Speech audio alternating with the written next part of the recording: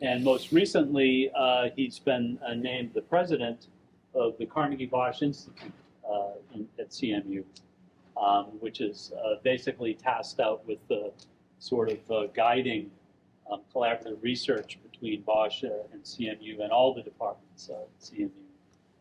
Alessandro is a longtime collaborator with LTI, mostly in the area of neuro-symbolic reasoning. He has supervised internships as well as PhD students in LTI, and he's also mentored several MCBS capstones in question answering to division-related topics. And then perhaps a darker secret about Alessandro is that he was a visiting scholar at Princeton and actually worked on WordNet for 2 semesters. So if you know about WordNet, that might be an interesting trivia item for you. So without further ado, Alessandro. Thank you, Eric. Never conceived my WordNet experience as dark, but now probably it is. No, thank you for the nice introduction. It's a pleasure to be here. Sorry for being late, but we are having very interesting conversations with students about cognitive science, LLMs, can they reason or not, which is, by the way, a little bit the topic of my lecture today. Right, so this lecture actually is based on a keynote I gave at the beginning of November to the AAAI Fall Symposium on LLMs, KGs, so knowledge graphs, and ontologies. So I will refer to some of those slides here. I have a couple of slides just to tell you a little bit more about what Bosch does and what the Carnegie Bosch Institute is.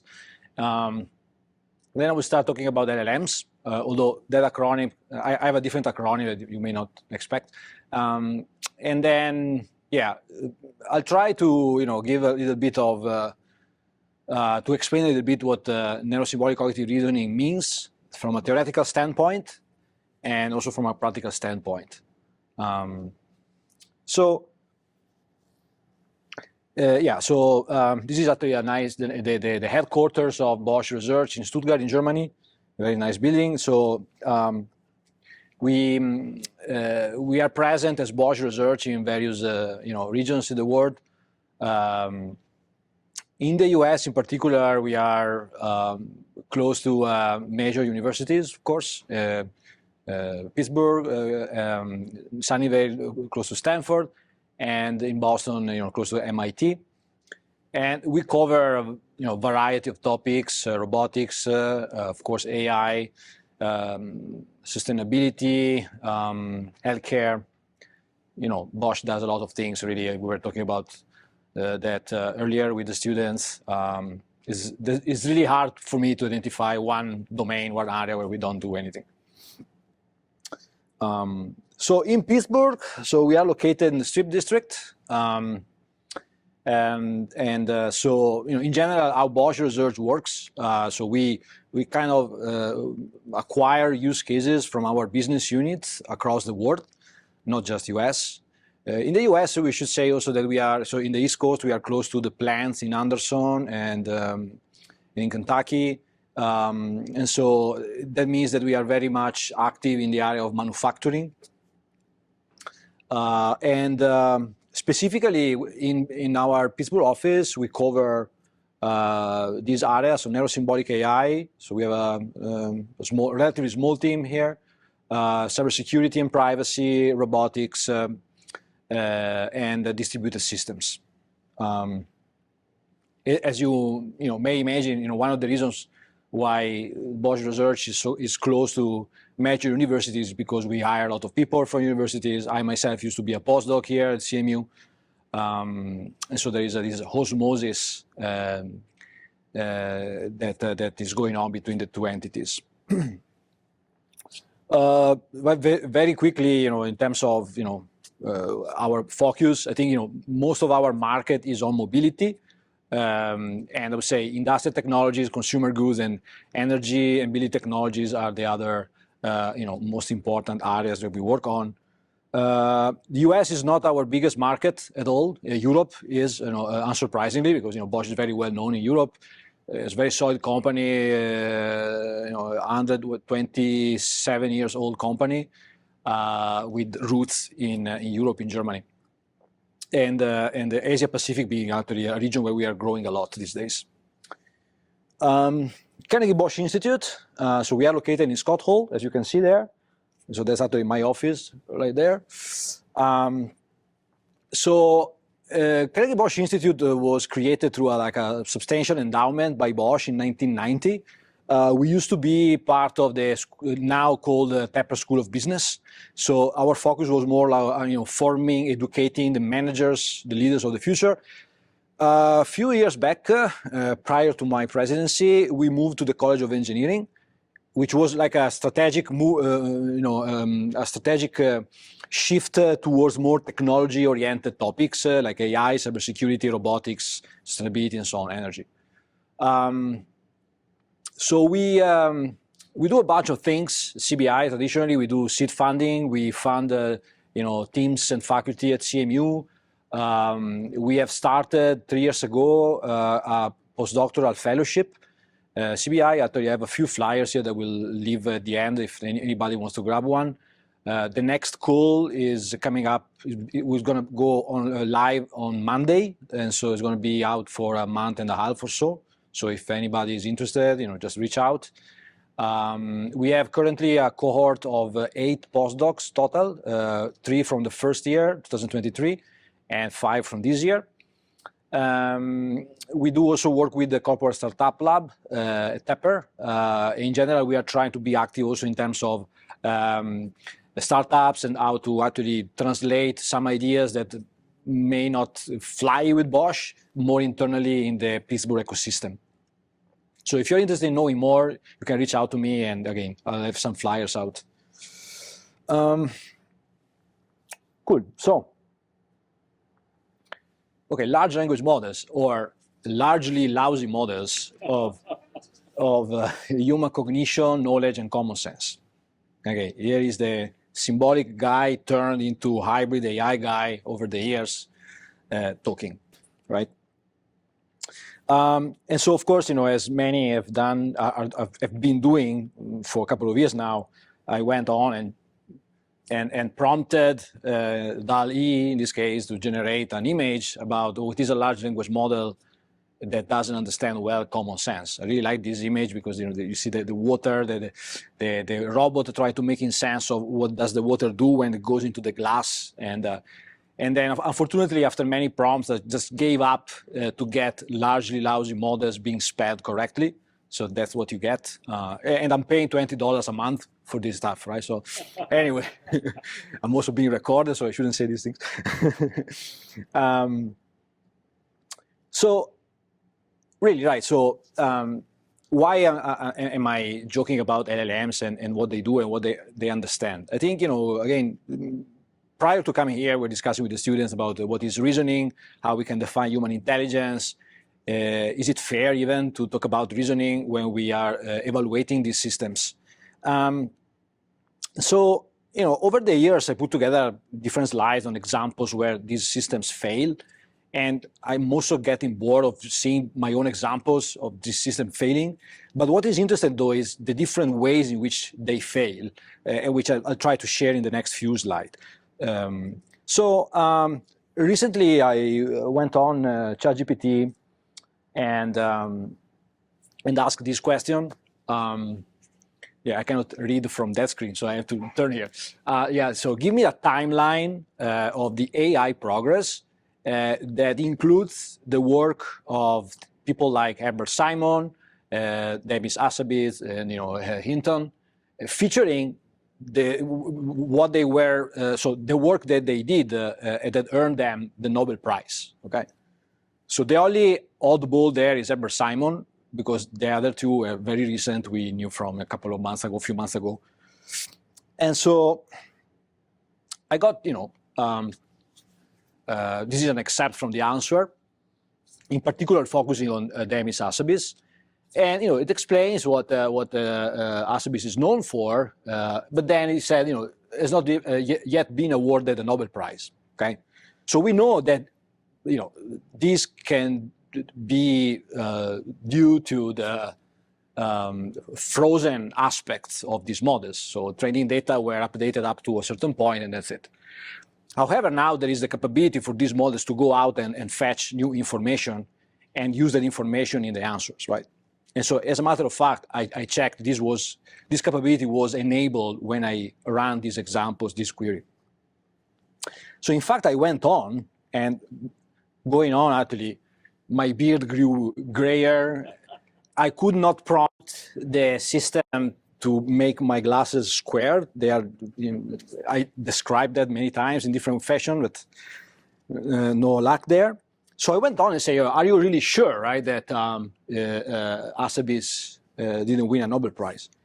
And so this time I got a different answer. Yes, it got it's a little bit generic, so it doesn't go into the details, but at least it confirms, or I would say, denies the first answer in a sense, right? And so when we look at the integral answer, you can see there, what is interesting though is, for instance, the description of Herbert Simon work is pretty accurate because, of course, it mentioned the work he did on the theory of decision, bounded rationality. I have a few slides also later about that. For Hinton, he didn't say that he won a Nobel Prize. Let's say, the reference to the Turing Award is somehow contextually relevant, but it's still it's not wrong or like missing like in the last sentence of this of the excerpt of the answer specifically on Demis Hassabis. So I'm not sure if this is lack of factual knowledge or is due to a problem that we know being known as the reversal curse, or which is really symmetry. So you ask a question in a certain order. And so A is B, and then you try to test the system for the opposite order, B is A. And as a matter of fact, even when we look at GPT-4, results that are documented in this paper that I mentioned down there from researchers at Oxford shows that averagely GPT-4 can only answer 30% of the reverse questions correctly, right? Which is striking, right, as a percentage. And so there is definitely some reversal curse effect also in the previous example. Although there is also a problem of factual knowledge and how to use factual knowledge in these reverse reasoning type of scenarios. Recently, in one of these conferences that I mentioned at the beginning, at the AAAI symposium, I was talking with a colleague who published this archive paper, the 2-hop course. This is about transitivity. Okay, transitivity, A implies B, B implies C, then A implies C. Now, aside from this example here, taken from the paper, where actually, interestingly, it shows that the system cannot do transitivity even in 2 hops if the source of the sentences are 2 different documents. But aside from that, he also mentioned to me that within the same document, he made additional tests of transitive relations 2, 3, 4, 5 times, up to 10 times. So we're talking about context window there. And then the LLM, GPT-4 in this case, was performing well up to a certain point. I think, I say experimentally, empirically, he identified like turn 14th as when the system started to fail recognizing transitivity. So of course, as humans, right, if we understand how transitivity works, aside from the fact that we may have problems with working memory so that we cannot keep in our own memory 15 different transitive relations, we understand, so it's hard for us to make a mistake if we understand all these implications. But apparently, these models have some limitations in the context and limitations in applying the same algorithm over and over, which again, for me, goes back to pattern recognition, the fact that the pattern is recognized up a certain point, depending on the capabilities of the system. Right. Other examples. So this is a little bit older, but I would say refresh a little bit with the latest version of the GPT, with GPT-4. And this is about analogical reasoning, right? So there's a data set. We work together also with Eric and a few students, Common Sense QA. And you get questions like that. So one vegetable, or I mean questions, or completion tasks, right? One vegetable that is about as big as your head is, and then you are described a few vegetables of different type. Now, as humans, typically we, what we say is that must have like a round kind of shape, and maybe not a gooseberry because you looking at comparison of sizes, so maybe a pumpkin, a cauliflower, a beet, lettuce are a little bit more appropriate, right? But again, for us, it's very hard to say, okay, a corn is a typical size of a human head. So I went on, asked ChatGPT the same question, and I got a few answers there that seem to be consistent with how humans we would interpret that analogy. And so, but then, okay, if like for transitivity and symmetry, so if the system understands the reasoning behind it, in principle, it should be robust enough to understand a paraphrasis of that same question, of the same completion task. And so I went on and asked, what part of the human body can be compared to a pumpkin. And then I got a little bit of a different answer. Let me actually try to enlarge here so that I don't have to turn every time. Much better. Right. So yeah, it's not appropriate, right? So you are, I felt bad after asking this question in this paraphrasis, and then actually not only this was assessed probably due to some constraints that were put in ChatGPT later on as non-ethical to ask. But in addition, there was also a negation of the previous example, of the previous answer. So there is no part of the human body that is as big as a pumpkin. Right.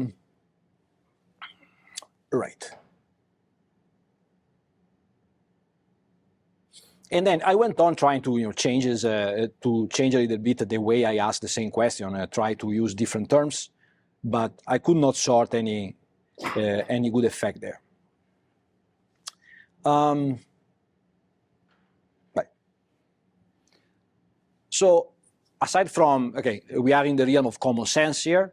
I tried something different, temporal reasoning. And not, temporal reasoning very complicated. I just went on, I don't know if you can read it, but I went on like with a simple task, try to organize a meeting. Say, okay, Alessandro can only do it these days, Philip, okay, Shin, and I don't know if Eric was there even. No, there wasn't a meeting with you. And so I asked, okay, tell me, which day is best to organize a meeting. And it gets one of the, so it does all the explanation, right, about was the best day, but then it picks one that is wrong, clearly wrong, because I think Philip cannot meet on Friday. Is explicitly said that, stated there. And I say temporal and negation because there is also some, when people are not available, and so there's also the problem there, right? So I think if we look at the state of the art, especially in question answering, for common sense, you see reasoning over negation being one of the big issues also, right? And so I think if you put together negation and temporal reasoning is even worse at some point. And these are not very, new or so new data sets that focus on multi-hop complex reasoning. This is a data set from 2015, Babi, but still is challenging for some of these models. And again, this is ChatGPT 4.0.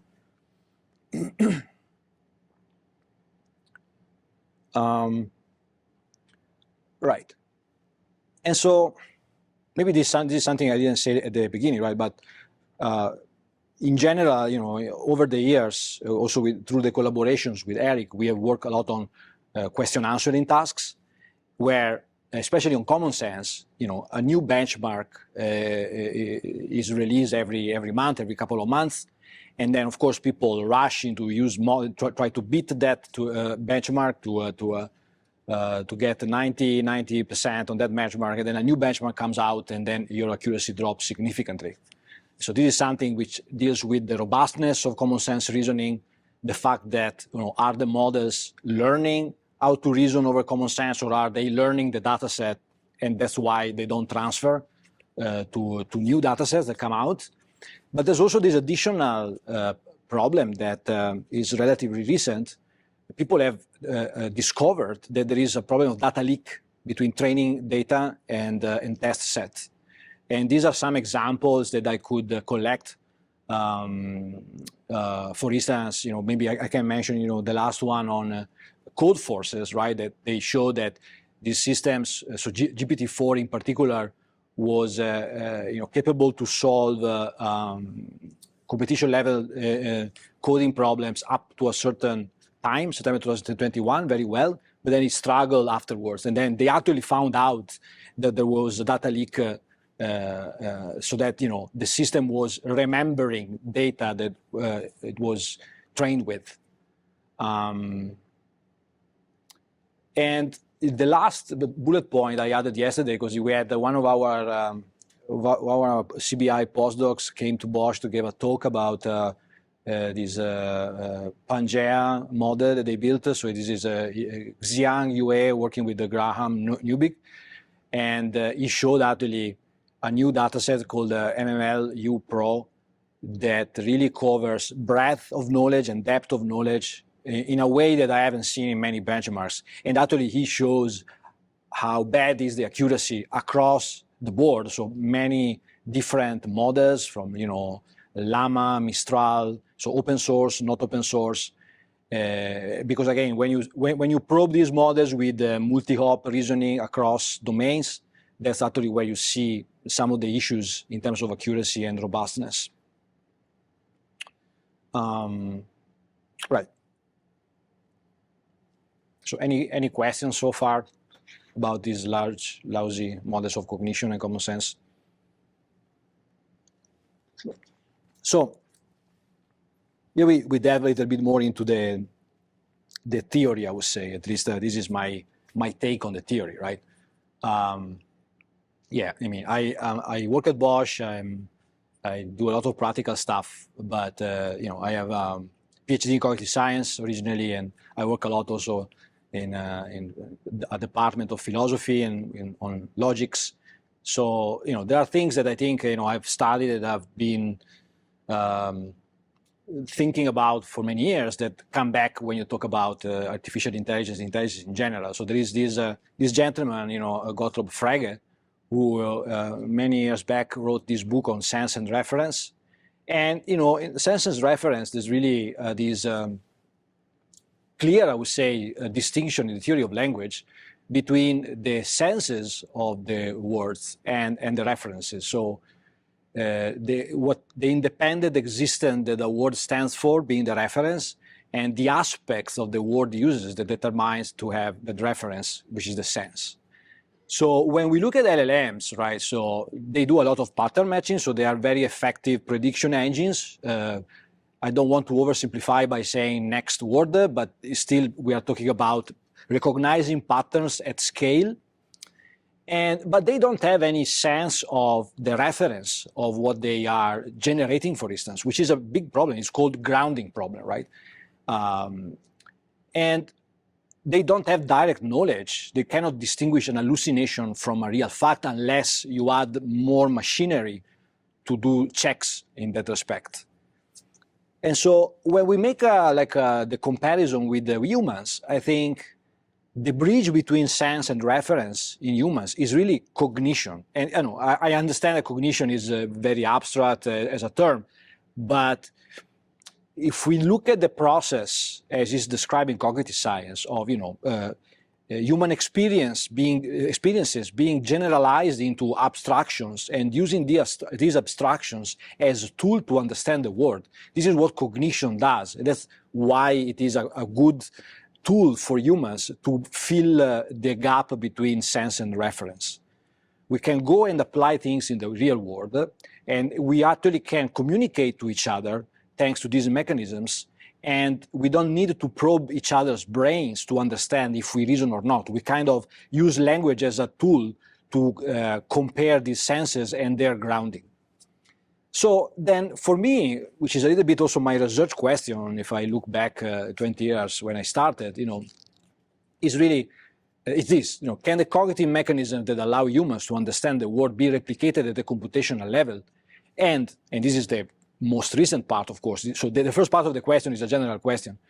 Now, these days, the question becomes also practical. Can this be, so if we can replicate them at the computational level, can we also integrate them with the current LLM technology to make it better, to make it more robust, to make them more closer to human reasoning and so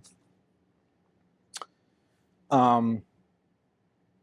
And so I highlighted there the word generalization, and we talked about that with the students an hour ago,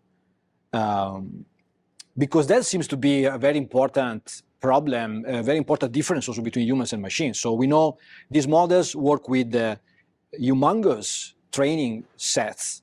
So they see millions of examples, and then they build some notion in the latent space of a concept. It can be the concept of laptop, the concept of cat, the concept of person, the concept of chair. As humans, we see a few examples. We build our conceptualization out of that. We are very efficient in that perspective. We don't need so many examples to learn to use some concepts and communicate those. And so I think your generalization in general remains one of the top unsolved problems in AI. I wanted to mention this because I think also as a confirmation that I'm not just a crazy guy coming here to talk about these things, or at least that there were other 25 crazy guys in Germany last July, where I gathered in this symposium in Darkstuhl, talking about generalization by people and machines. What are the differences? And so we just published on archive paper a sort of survey, 20, 30 pages, where we try to look at the different definition of generalizations, the different approaches to build generalization into machines. So if you want to take a look, I would be more than happy then to discuss that in the future. And here we just, in this figure from the paper, we just identified a few things. So like, humans are good at abstraction, compositionality, robustness and variation, common sense. Machines are good at other things. And so what we were asking ourselves during that symposium was, where maybe we should stop, and I'm not saying that this is my position, but I think it's worth to share that. Maybe we should stop probing these systems too much using human reasoning as the benchmark, because their reasoning capabilities have a different flavor. So some people have used the term alien intelligence, not of course alien from Mars, but alien in sense very so other than human intelligence. So we are dealing with systems that work in a very different way. So why should we test them in a human way? So I think this is legitimate to ask, and this goes back to the debate about intelligence and what is artificial general intelligence and so on. Any questions so far? Comment or? And we can, of course, take questions at the end, but I just want to double check if we want to. Yeah, sure, please. You talked about how machines are good at different things than humans, and that's certainly been historically true. Like, we use machines to do things like large database lookups or whatever that people are just not very good at. Is that, is the overlap, has the overlap changed given that we have these large fuzzy models that do things that are much more similar to human cognitive processes, given that they're trained on very similar processes? And should it still look different? How do you feel about that in the historical? Right. I think it's an interesting question. Is the overlap different, right? Because if you look at early 2000s, just not to go too much back in the past, where symbolic AI was more prominent, right? One of the problems there was that humans were more scalable than systems in doing reasoning than these days, where the scalability issue is the reverse. So I think this overlap really also needs to take into consideration which type of technology you are focusing on. Because I make an example, I have a couple of slides there, cognitive architectures. So cognitive architectures, the discipline itself comes from cognitive modeling. And I think we are now in the 45th or 50th year of existence of this discipline that hasn't been mainstream in AI, but back in the 90s and 2000s, there were many people here at CMU, psychology department, John Anderson, working on cognitive architectures, where they were trying to capture, to replicate at the computational level tasks in cognitive psychology using these cognitive models. The problem with that it takes long to design a cognitive model because it's a manual process. And so that never became a mainstream AI technology. In my approach, I try to ingest also those type of experiences in the systems that we build. But I think if I think of overlap, in that case, the overlap is maximal in a sense. However, there are still problems. And I think the attraction, the appeal that we see these days in LLMs is that they are easy to use and their scale is impressive. And this is a game changer with respect to the past. I'm trying also to keep answering this question in the next slide, so to give more details.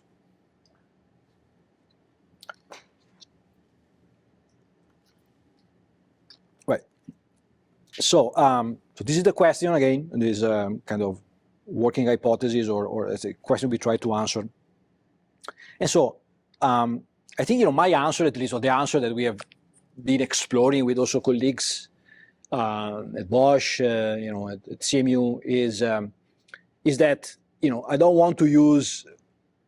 So I don't pretend that every problem I want to solve is a nail and the instrument to solve it is a hammer. I think when we look especially at reasoning, it's a combination of technologies and methods that can, at the end, pay off. And so this is very general, but the method that I propose is called Neuro-Symbolic cognitive models or Neuro-Symbolic cognitive architectures, which integrates things like knowledge graphs, things like ontologies, rule-based systems, neural models, of course, and, as I just mentioned, cognitive architectures, which again are defined as software artifacts that replicate some invariant mechanisms of human cognition at the computational level. I have a couple of examples later. In general, people have observed that Bayesian activation is a very good instrument that captures effects like memory, like retrieval from memory during execution of tasks. And so from there, people at CMU, going back to Weber, Simon, and Allen, started to build systems that were reflecting that type of functionalities, that type of mechanisms. And so, I don't think there is one way to integrate these three different levels. I'm actually so this is my, if you want, approach. So I don't want to put too much, like a strong commitment on how this integration should look like. Maybe it's a knowledge-based infusion, knowledge graph embeddings. Maybe you need to take a consideration a pipeline where systems are performing different tasks depending on your final downstream task. It's really task-driven. That's at least my approach, my methodology here. And in particular, I kind of derive the requirements of how I build these architectures based on the use cases that I work on at Bosch. And some of the use cases are depicted there. So I mentioned before, we work a lot on manufacturing. So where does human reasoning matter the most in manufacturing? Well, when you do decision making, where you try to optimize production in a factory, when you try to do troubleshooting or maintenance of systems, where you want to reduce the time you spend in a line and you want to maximize the output. This requires expertise, requires knowledge of the systems, requires many things that human experts have tacitly in their mind. And when you want to build a system that does that, you need to consider all these different aspects, the learning, the knowledge, the execution, the feedback and the capability of using the feedback to adapt a system over time. And there are many other applications. Think about customer service support, right? You have a company that cuts across different domains. Each domain has a very significant product or a portfolio of products, and then you have end users. And you can't have humans running customer service 24 hours a day, right? So using chatbots or using systems that can augment humans, it's of paramount importance, not just for us, but for any kind of industry.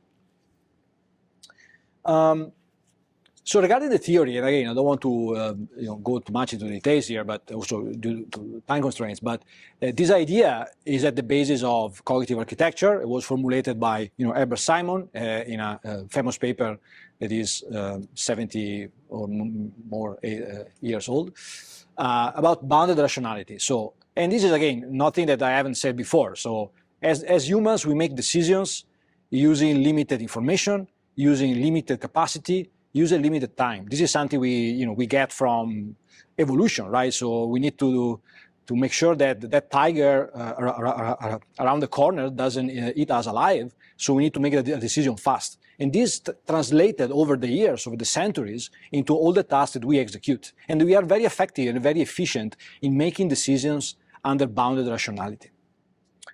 And this actually, on the basis of this work, later on, Herbert Simon earned his Nobel Prize. So bounded rationality is the theory, let's say, behind, roughly, let's say, behind cognitive architectures. Again, I just gave the definition of what a cognitive model is. Cognitive architecture is the computational framework that has these mechanisms that translate, again, computationally, aspects like attention, control, learning. For instance, learning in humans, there is this notion of decay. So you're learning something, but then you are not using over time that particular concept to solve any task. So in your memory, it decays, so it's less present, such that other concepts that are more relevant can be more active in your memory and more ready for you to apply them in your daily life, right? Adaptivity, perception, action.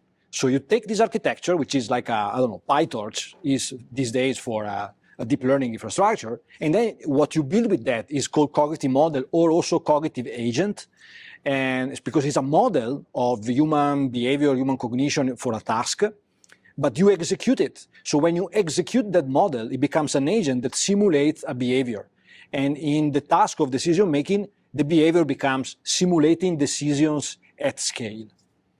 I told you before, right? So this is not new. Cognitive architectures are 40, 50 years old. So why are we talking these days about cognitive architectures? Why is it relevant? Is it one of those old school, old-fashioned AI that we should just put under the rug and forget about it? I think a relevant change, a significant shift was. Can be associated with a recent paper where people looked at how this model of the common model of cognition. So many architectures exist. Actar at CMU, SOAR was developed in Michigan State, many others. What they share, though, is some minimal components like working memory, attention models, procedural models. So over the years, the main contributors to the cognitive architecture discipline came together and designed a new model that summarizes the main component of the core cognitive architectures in the field. And also they demonstrated through the paper that I actually mentioned here, how these maps to the human connectome. So there's the study of looking at patterns of activation in the human brains, where different tasks are executed, and they showed a very good mapping within cognitive tasks and the connectome in many of the core cognitive tasks in cognitive psychology. And again, this mapping is shown there. So this is a picture taken from that paper, where you see the aspects like modules like working memory, long-term memory, procedural model, action systems, and perception being distributed in different areas of the brain. And also what is important is that there are new libraries that are easy to integrate with mainstream, I would say, AI frameworks. Up a certain point, Actar, for instance, was only implemented in Lisp, and of course, it's very hard to integrate Lisp into more modern, code-based AI systems. Right, I mentioned a couple of times Actar, maybe for your own also curiosity. So Actar stands for Adaptive Control of Thought. It's one of the main cognitive architectures that adheres with the common model of cognition. Is modular in nature, and these different modules are synchronized by a procedural module through some limited capacity buffers. So these buffers are responsible for transferring the information across the modules, such that, for instance, if I'm perceiving something, that perception chunk is transferred to my working memory that activates some concept in the long-term memory. At that point, whatever is the task that you are doing, for instance, solving a question answering task, or doing activity recognition, or doing syntax recognition, semantic disambiguation, all these modules together are transferring the information across the modules and then executing the task. And this is actually, there are different diagrams that summarize Actar. I think the most important part, because you don't always need a perceptual module in a task, especially if it is high-level reasoning. The main cognition layer is the one that includes declarative memory and procedural memory, where declarative memory is about factual knowledge, is about conceptual knowledge. You can think of that as a knowledge base in general. And the procedural module is a module that has some rules, some heuristics that can be applied to the declarative memory to execute a task. Right, and these are some of the, see, there's a little bit of delay. So, yeah, okay. And the chunk activation equation and the production utility equation are the mechanisms of Actar. I can just mention briefly the chunk activation. So a chunk is, again, I would say, the basic piece of the declarative memory. Think about it as a triple in a knowledge graph, or a node in your network. And so that node or that triple comes with a base level of activation. Base level can be based on anything, can be 0, or can be defined by, some frequency, if we're talking about a word, a frequency in a lexicon. And then you have other parameters that you add to this equation that, again, are responsible for triggering a bunch of concepts in your declarative memory. Can be based on similarity. So the concept of chair is very close to the concept of sofa and very different from the concept of monitor, and so on and so forth. So through these similarities, you can compute a probability distribution that helps to activate the correct concept in your memory. Then you have spreading of activation. So the same concept may occur in different subnetworks.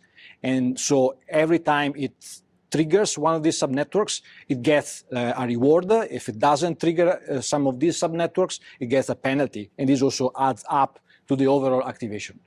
And then you have some Gaussian noise that is added, of course, for providing stochasticity. I don't want to go too much into the details there, just to give you a little bit of the flavor of what is behind these cognitive mechanisms that we are trying to replicate with cognitive architectures.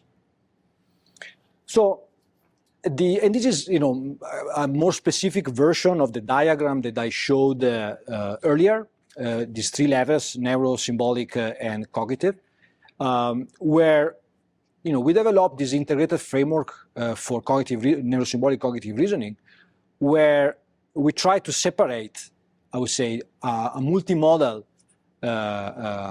module based on LLM and, some different modalities that get fused with different encoders into LLM with a system that does high-level reasoning. And you can think of, again, this is very general as an architecture. There is no commitment there particular commitment, at least, on how the different pieces need to be implemented. But the idea is that whenever you need some higher level mechanism that goes beyond pattern recognition, which is, again, the forte of LLMs and multimodal large models, then you invoke the cognitive reasoning model, which, again, is a model where the information that can come from observations of the real world, that can come from language, that can come from your knowledge, they are fused together within the ACTAR cognitive architecture. Right. So nice, but where do we use this? How do we use this? And I'll give you some details, and then we can discuss maybe during also the Q&A session. So we use that in what we call decision intelligence tasks. So what's decision intelligence? So I think decision intelligence is I would say a sub-discipline, if you want, of AI, where you are really looking at a decision task. And then you can actually identify 3 different levels. So decision support, which is very similar to AI analytics in a sense. So you have a system that performs some analysis, and the result of this analysis are presented to a human. So the human uses these results to make a decision. Think about, again, this production optimization kind of task in a manufacturing facility. Decision augmentation is a level, I would say, a more advanced level, where the system not only does pattern recognition on data, but also provides some recommendations. And so you can think of also as a recommender system. So there, still the human takes these recommendations, uses this recommendation, but then makes the final decision. So there is still a very important aspect or component of human in the loop.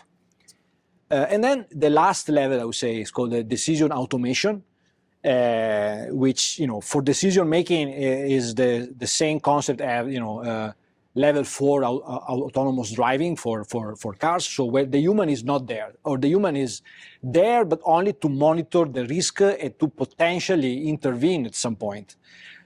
And there are no systems, I can tell you, that these days do decision automation. I think the sweet spot is really decision augmentation, where you have this, where actually the importance of human-machine cognition is higher, because that's where a human needs to understand the reasoning of the machine in order to make an informed decision on a very concrete task.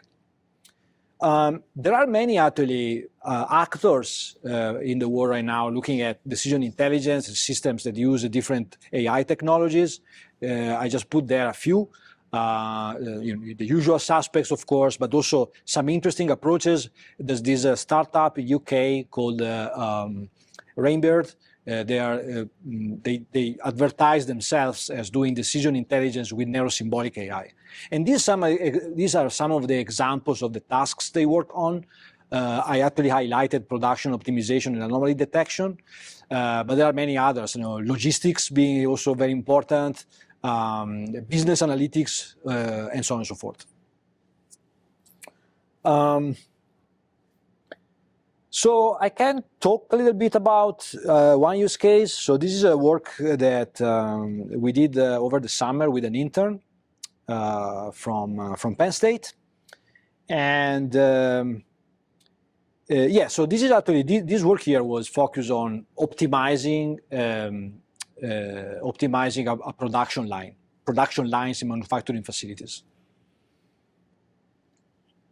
So we learned, because I know I'm not a domain expert in manufacturing, but we work a lot, with our colleagues there. So we learned that when you want to optimize operations in a manufacturing facility, you do it at different temporal scales. It can be on a daily basis called morning round, where all the operators gather, they look at the performance of the systems, of the machine in the line from the day before, they try to optimize according to the schedule they have on that day. And then there is another temporal scale, we call it macro scale. These are workshops that occur every quarter or every 6 months, where the production manager, the facility manager, gather and try to optimize the line across the board. So not only one line, not only one manufacturing facility, but across regions even.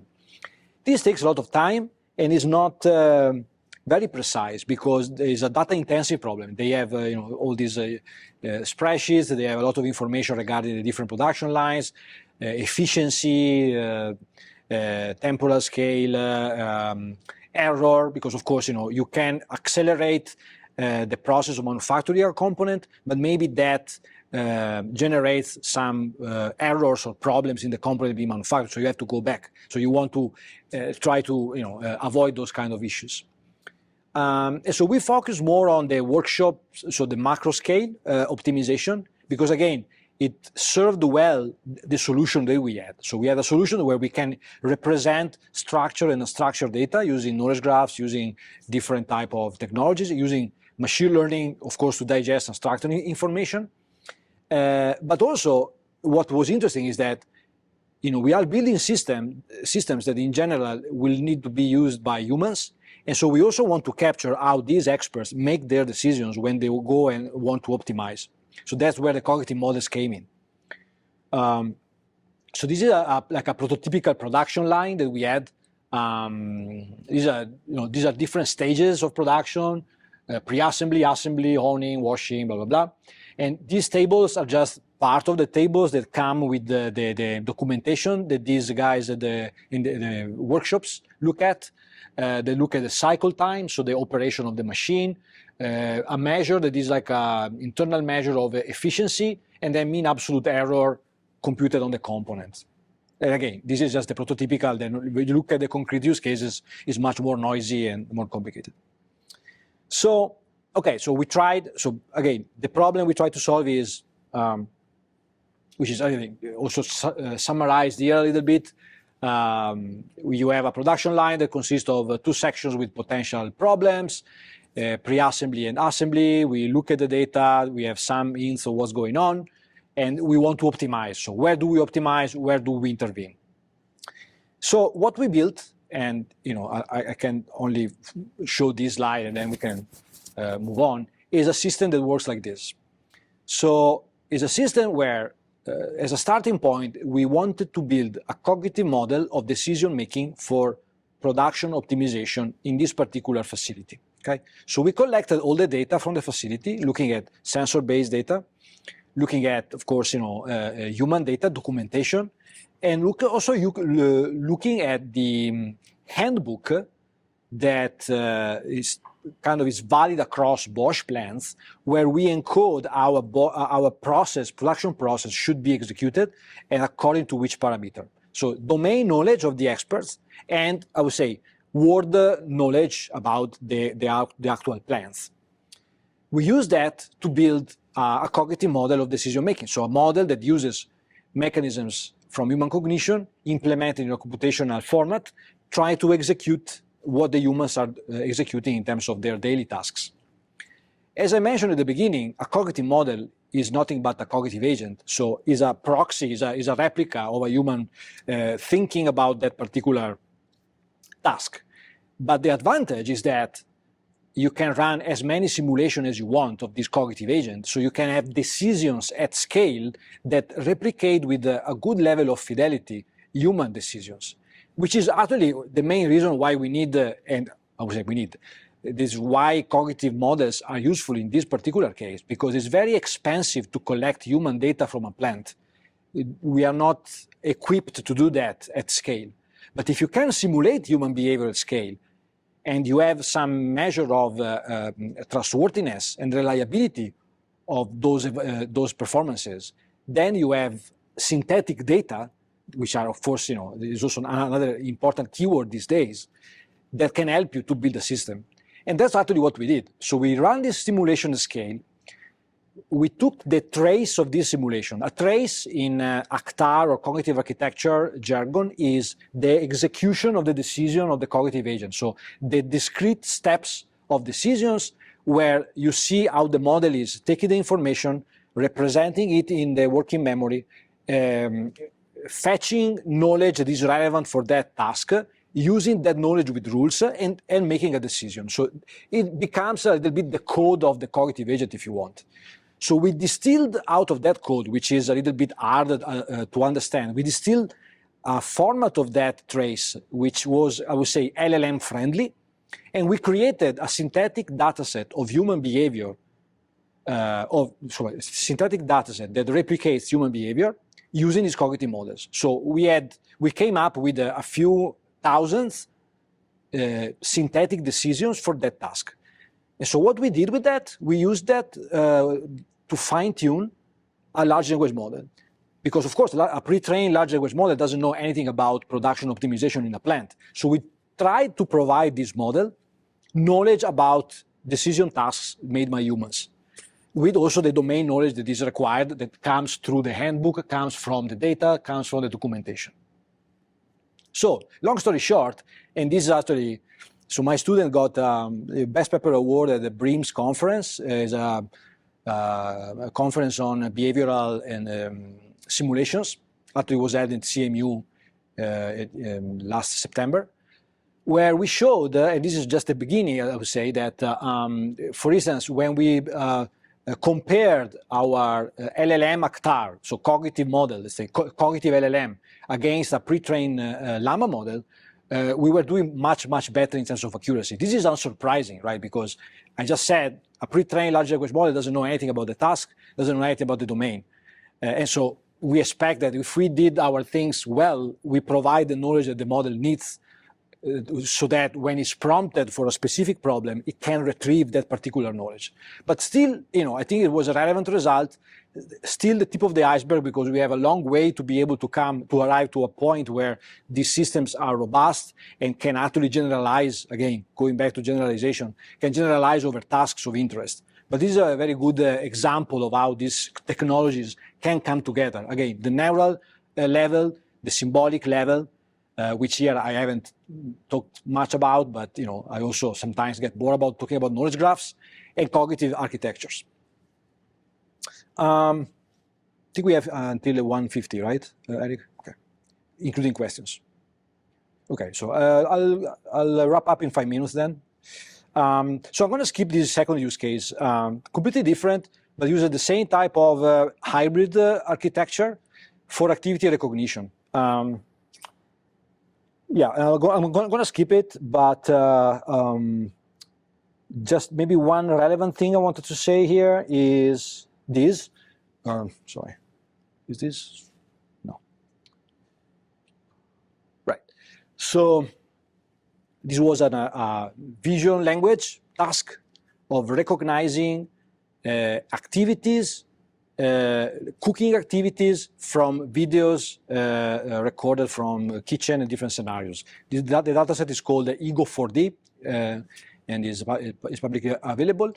So this is another intern of mine, and fast forward, he developed also a hybrid architecture that used the principles of cognitive architecture, so procedural memory and declarative memory, to retrieve relevant sequences of actions that you perform when you are preparing food, and how those sequences also match some general knowledge about food, about preparing food, about properties of food, and so on and so forth. So again, LLM, but kind of shaped within a cognitive architecture.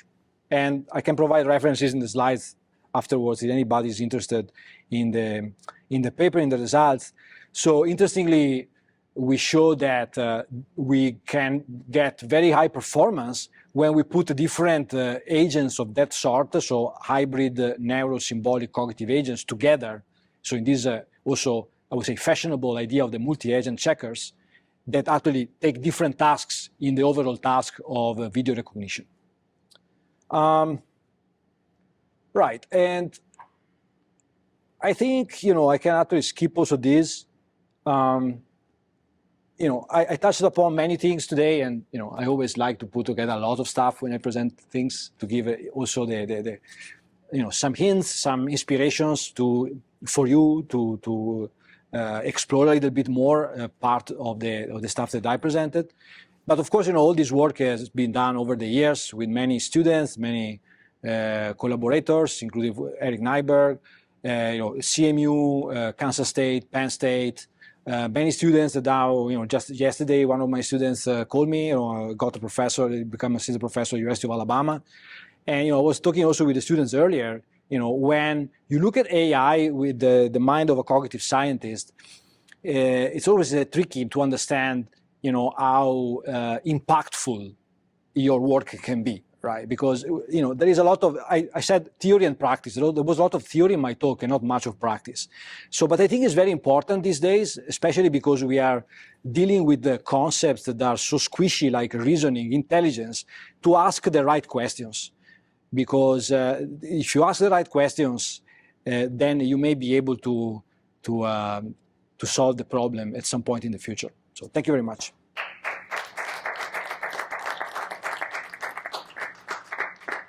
Okay, we have any questions for Alessandro?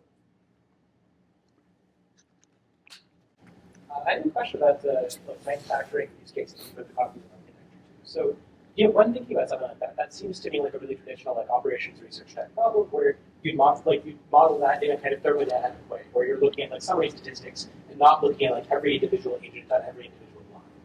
And when I think about doing kind of particle by particle modeling, for instance, the concern that I would have is something like cascading failure. So if you model one agent a little bit badly and you model 1,000 agents similarly badly, that really adds up over time.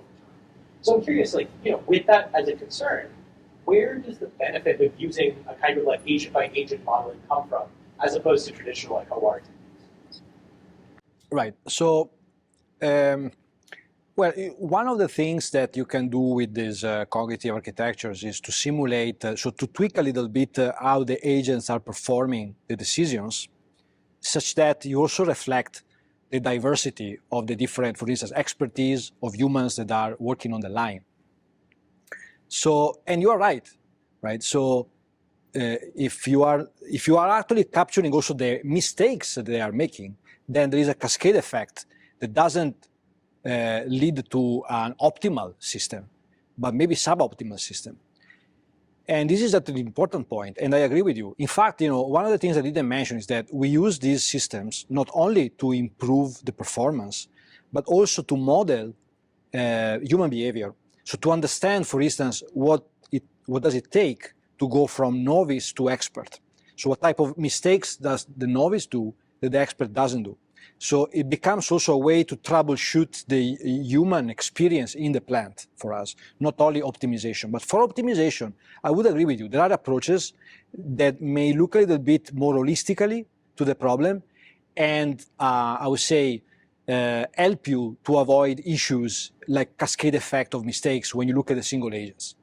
I think it's really this double approach that allows us to use a cognitive system in a more flexible way. Anybody else have a question?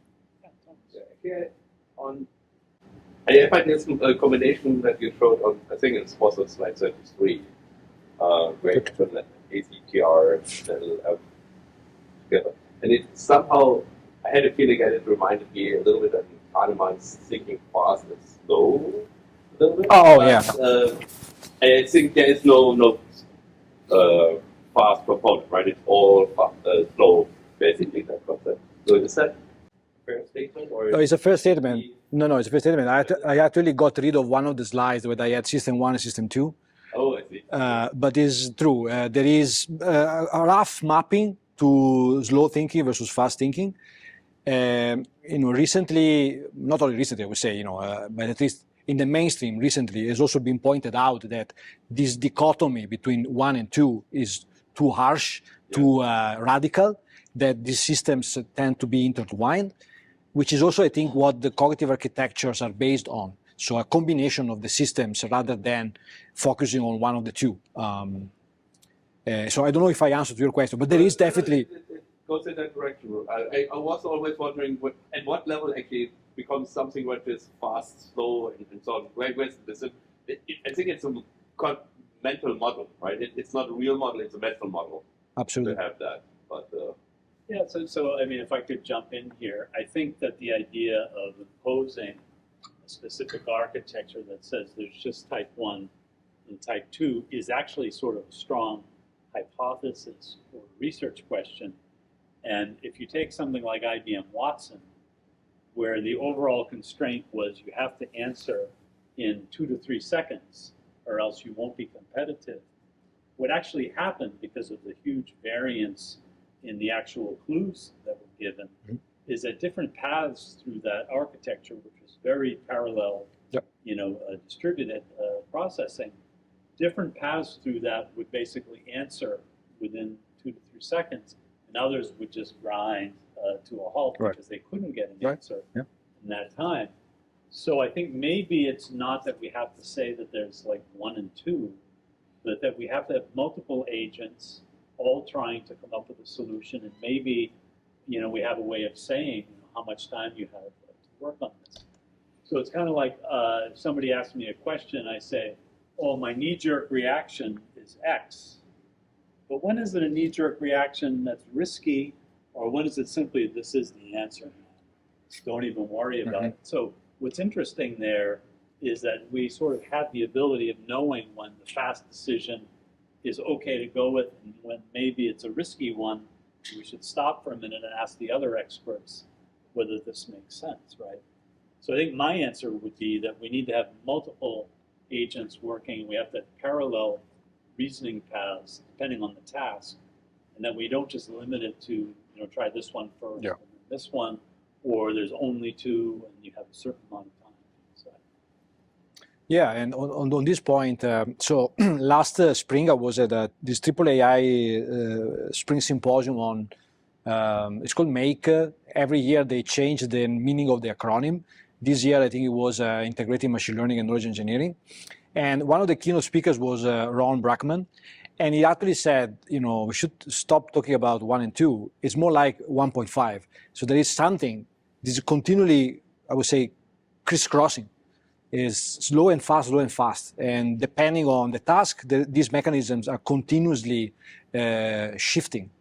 So I think that's very important. And also to your point, when we talk about multi-agents, when we talk about different agents performing different tasks in parallel, again, is the old idea coming new? So Marvin Minsky was talking about the society of the mind, where he was trying to say that the human mind is not just the human mind, it's different functionalities or different agentic, as today you would say, agentic entities that perform different tasks together and then continuously exchange information, in a similar way, or like a cognitive architecture where the modules are performing different tasks. So I think these are very important ideas, right? So, but yeah. So you made a point between like human intelligence and other than human type of intelligence. So I get it that like we cannot presuppose similarity between like the type of intelligence embodied by AI systems and humans, but I still think there are lots of things that can be shared. So, for example, I think my question is, what are the lessons learned from cognitive architecture that can transfer to building or understanding other than human? Right. No, I think it's a very important, hot question, right? So if we look at the most recent discussion, thinking about Benjo, Hinton himself, around the limitations of LLMs and how they see this field evolving over time, you start seeing like modules like working memory being added, even the RAG system per se of fetching knowledge and putting the knowledge back into the system, the reinforcement learning aspect of it. I think, willingly or not, we still look at human cognition and the human brain as a comparison, as a parameter to develop intelligent systems, because it's the highest example of intelligence that we have access to. So, and these can come in different fashions. It can be as, okay, let's build working memory in machines that reflect as much as possible how the human mind works. Now, what I think is still problematic, so I don't have an answer for that, is that sometimes you see the field going towards human cognition and trying to grasp, to get inspired by how human cognition works. But other times we are building systems that work at the odds. Like for instance, LLMs that are based on scalable training data, which is different from how people generalize. So is this, I would say, Frankenstein of intelligence that we are building together that worries me, because it's not clear what we are creating. It's like trying to create something that works better and better, and I think we are being successful in doing that. But I wouldn't say that what we are witnessing reflects any principled way of looking at human cognition. And this is the answer of a cognitive scientist. To a cognitive scientist, I'm not mistaken, because we were talking about that earlier in our one-to-one. So yeah.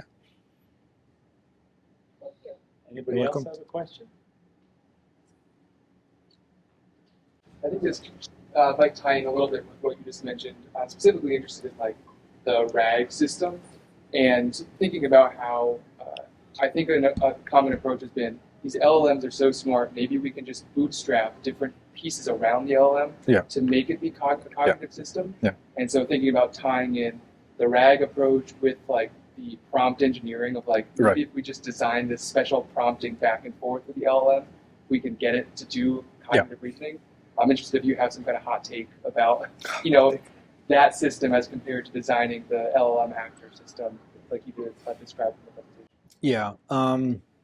No, I think it's a fair point, and I am aware, of course, of this. I would say approach or a tendency of saying, okay, we have LLMs, they work well, but now let's make it better. So let's add the RAG, let's add very good prompt engineering, something else, some more self-supervision, and so that they get better and better. Now, okay, right, so you are doing this. I think the approach that I presented today is an approach that tries to use cognitive science as the principal approach to do this, to perform this extension. So is RAG, for instance, I would say consistent with any cognitive architecture perspective? I would say so, right? Because if RAG is a way to fetch long-term memory chunks that you are using for a task, then I'm okay with using RAG in that sense, right? Prompt engineering, I am not sure what we are talking about. As a philosopher, every time I look at prompt engineering, I think about Plato's dialogues, where Plato was talking with the disciples, trying to extract knowledge that they didn't know that they had, and they were trying to solve problems together. And that seems to be the closest thing that I can think of prompt engineering. But it's also very exoteric the way it works, right? I don't think there is a principled way. Again, this is my take. I don't know if it's hot or cold, but I'm not convinced by the, I would say, robustness of prompt engineering. I see different results depending on the prompt. I saw it myself by trying to probing the systems with some of the examples that I showed at the beginning. So I'm not very convinced about prompt engineering. And I don't think it reflects any property of the LLMs that we know about. So we are guessing through prompt engineering. That's, again, my so tepid if I could use your own take. words from your presentation. Yeah. Why do we need more than one prompt? The first one should be good enough, because if the system can do a cognitive grounding of what I'm asking for, it should understand intuitively what I want. Why should a rephrasing of that same prompt somehow give it better performance? Right. And the reason why you're probably unsatisfied with prompt engineering, it is just a way of massaging things so that you're getting the likely answer out of the model that the human is looking for. But we should really be able to rely on a single prompt that's understandable to the human. There should be good cognitive grounding in the system, so that any prompt, which kind of means the same thing, should be acceptable and get the same results from the model. Right. All right, let's start. Thanks for keeping me.